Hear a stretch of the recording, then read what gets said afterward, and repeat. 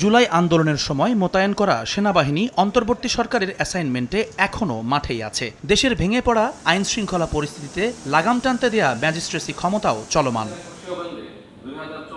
নির্বাচিত সরকার ক্ষমতা গ্রহণের পরই হয়তো ক্যান্টনমেন্টে ফিরতে পারবেন সেনা সদস্যরা। তবে ফেব্রুয়ারিতে জাতীয় নির্বাচনের জোর গুঞ্জন উঠলেও আনুষ্ঠানিকভাবে এখনও কিছু জানানো হয়নি সেনাবাহিনীকে। সেনা সদরের নিয়মিত ব্রিফিংয়ে কর্নেল স্টাফ শফিকুল ইসলাম বলেন, নির্দেশনা পাওয়া মাত্র সে অনুযায়ী কাজ করতে প্রস্তুত আছে বাহিনী। আমরা এখনও সরকারের পক্ষ থেকে অফিসিয়ালি কোনো নির্দেশনা প্রাপ্ত হয়নি, তবে সরকারের নির্দেশনা অনুযায়ী আমরা নির্বাচন সংক্রান্ত দায়িত্ব পালন করব।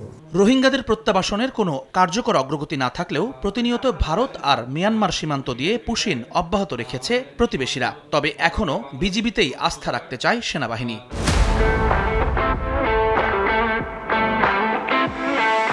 স্থায়ী এবং অস্থায়ী ক্যাম্পের বৃদ্ধি করা হয়েছে, আমাদের গোয়েন্দা নজরদারিও বৃদ্ধি করা হয়েছে।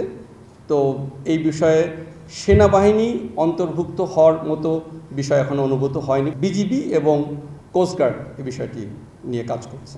এছাড়া গত 3 সপ্তাহে সারা দেশে বিভিন্ন অভিযানে 56টি অবৈধ অস্ত্র, 990 রাউন্ড গোলাবারুদ ও 996 জন চিহ্নিত অপরাধীকে গ্রেফতারের তথ্য জানানো হয় ব্রিফিংয়ে। জুম্মান সাদিক, জ্যাভলিন, সময় সংবাদ, ঢাকা।